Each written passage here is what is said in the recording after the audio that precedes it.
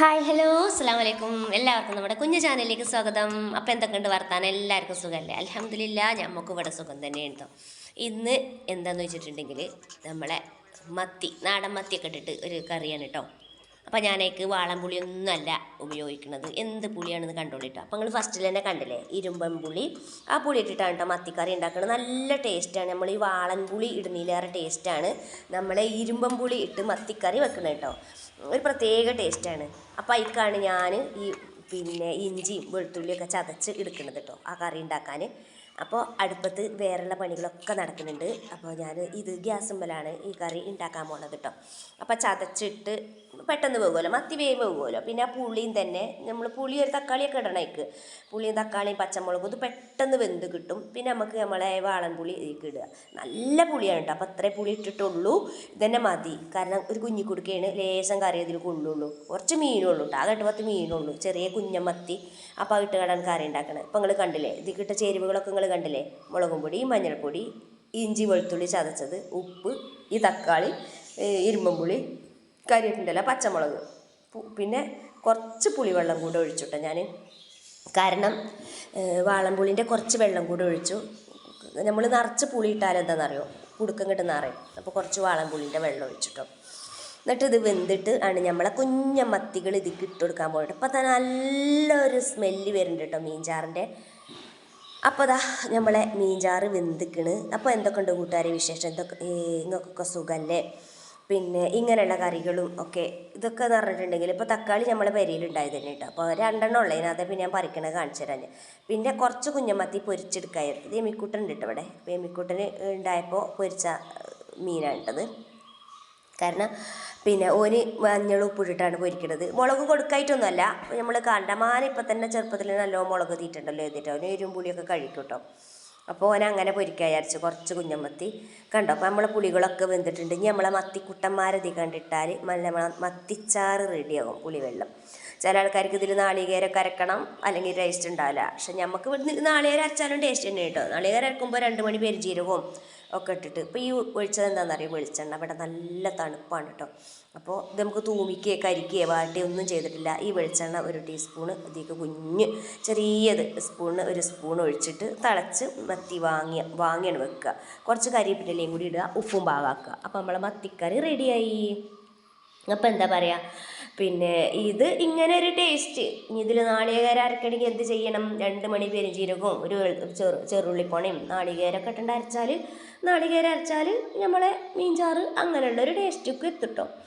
അപ്പോൾ അതാ നമ്മളെ മീൻചാറ് ഇതാ വെന്ത് വന്നിക്കണ്. നല്ല മീൻചാറിൻ്റെ നല്ല സ്മെല്ലൊക്കെ വരുന്നുണ്ട് കേട്ടോ. അപ്പോൾ ഞാനിങ്ങനെ കൊതിപ്പിക്കണ മാതിരി പറയുകയാണ്. ചിലപ്പോൾ ഇതൊന്നും കണ്ടാൽ ആർക്കും ടേസ്റ്റ് ഉണ്ടാവില്ലല്ലോ. ഇപ്പോൾ നല്ല ഫാസ്റ്റ് ഫുഡ് അത് ഇത് എല്ലാവർക്കും അതൊക്കെയാണ് ഇഷ്ടം. പക്ഷേ മക്കളെ, ഈ ഫാസ്റ്റ് ഫുഡ് ചിക്കനൊന്നും കഴിക്കാൻ തന്നെ പാടില്ല. വിചാരിച്ച് ഞാൻ കഴിക്കണില്ല എന്നല്ല കേട്ടോ, വല്ലപ്പോഴൊക്കെ വാങ്ങുള്ളൂ കേട്ടോ. മാസത്തിലൊരിക്കൽ പോലും ഞങ്ങൾ ചിക്കൻ വാങ്ങിക്കലില്ല.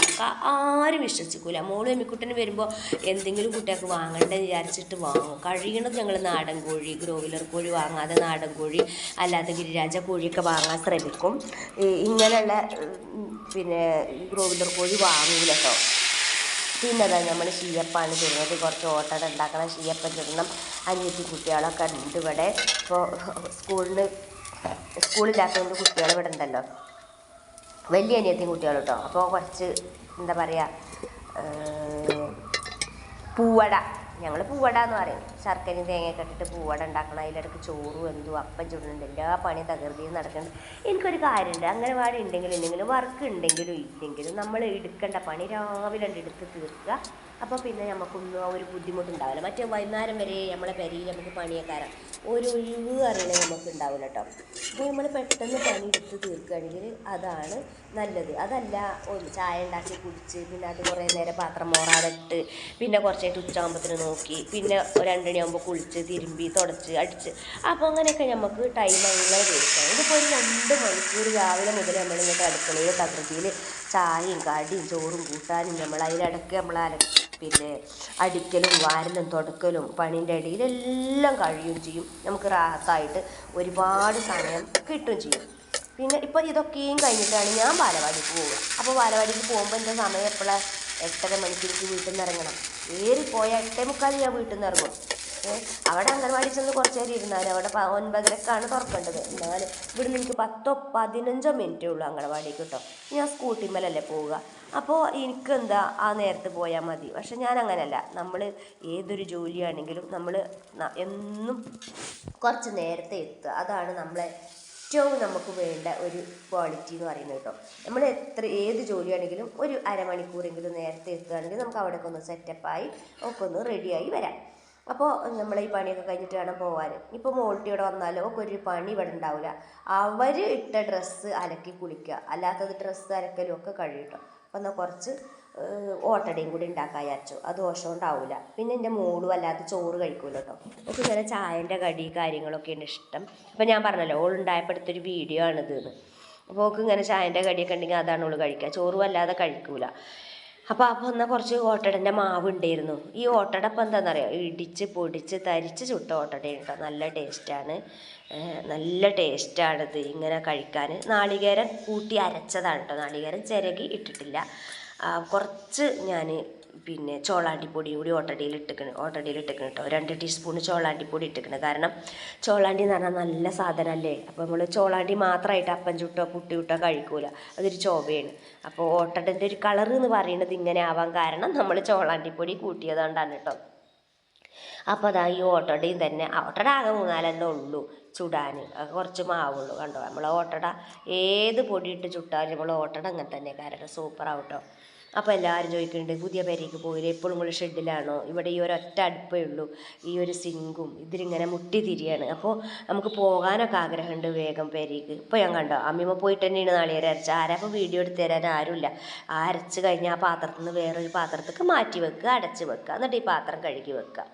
ഓരോ പണി നമ്മൾ ജോലി തീർക്കുമ്പോഴും അടുക്കളയിൽ ആ ഒരു ജോലി ക്ലീൻ ആക്കിയിട്ട് തീർത്ത് കഴുകി മൂറി വൃത്തിയാക്കി വെച്ചാൽ ഇനിയിപ്പോൾ ഇതിൽ നിന്നൊരു സ്പൂൺ ഇട്ട് നമുക്ക് ഉച്ചയ്ക്ക് ഞാൻ പോയാലും കുട്ടിയാക്കോ കുഞ്ഞാണിയാക്കാക്കോ എടുക്കാനോ ഉപയോഗിക്കാനോ ഒരു പണി ഉണ്ടാവില്ല. ആ അരച്ച പാത്രത്തിൽ തന്നെ വെക്കുമ്പോൾ ആ പാത്രത്തിനൊരു വൃത്തി ഉണ്ടാവില്ല അല്ലേ. ഇതിപ്പോൾ അവർക്ക് എടുത്ത് കഴിക്കുമ്പോൾ അവർക്ക് വൃത്തിയോടെ സ്വാദോടെ കഴിക്കാം. അതിനിടയ്ക്ക് ഇതും കഴിഞ്ഞു. മധുരമുള്ള എന്തെങ്കിലും കടി വേണം വെച്ച് നടന്നു മോള്.